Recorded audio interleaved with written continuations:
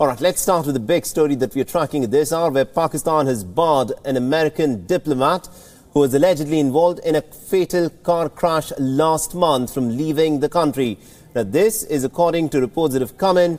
The diplomat, who's been identified as Colonel Joseph Emmanuel Hall, was also briefly detained for questioning. Now, Colonel Hall is accused of killing a Pakistani national after his car ran a red light and then moved down a motorcyclist in the capital city of Islamabad on the 7th of April. The US military aircraft that came to Pakistan to bring home the diplomat returned to the US without taking him back. And also, according to Pakistan's Interior Ministry, the accused diplomat, who was serving as a military attaché, is on a blacklist and cannot be allowed to leave the country pending a probe into the fatal accident.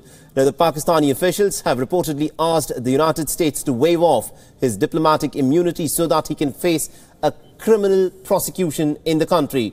But American officials have rejected the request by Pakistan. All right, now for more on this, we are joined in by our correspondent Siddhant Simbal, who's joining us over the phone line. Good morning to you, Siddhant. This appears to be a case where the Pakistanis and the United States may in fact have a face-off with each other. The US diplomat clearly overran a red signal when he should have stopped, and he was involved in this accident leading to the fatality of a Pakistani national. How do we see this going forward?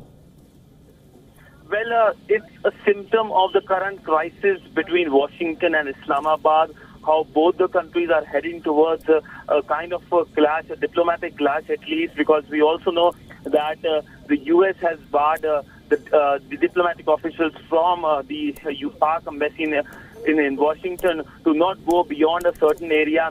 And we are now seeing a kind of a retaliation by Islamabad by not letting that US diplomat allegedly involved in that incident in which a motorcyclist died. This incident happened on April 7th in Islamabad, in Daman-e-Ko, north of Islamabad. And of course, we have seen the deterioration happening starting from the year when Donald Trump tweeted about Islamabad being cunning and not implementing what Washington has been asking to do so. And it has an eerie resemblance with that 5-year-old incident in which a CIA contractor was involved in killing of 2 people in Lahore. So it shows that history, it seems to be repeating, and at that time blood money was paid. That means money was paid by the US government. There was allowed to go, and finally we are seeing this incident, a symptom of the wider problem between Washington and Islamabad. And also, Siddhant, considering the manner in which this particular case is actually proceeded in between Pakistan and the United States, do we see the United States in fact, allowing Pakistan to go ahead with a probe over this accident and prosecute the American diplomat? Will America waive off the diplomatic immunity for this official?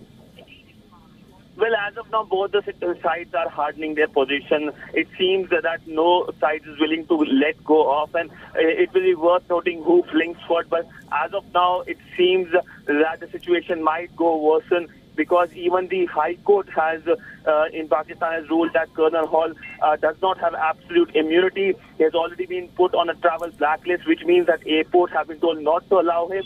And though both the sides haven't reacted on it, this is only media report.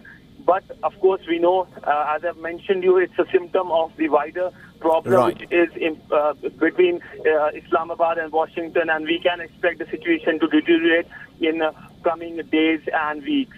Fair enough. We'll have to leave it there. Thank you very much indeed, Siddhant Simbal, for joining us and getting us all those updates.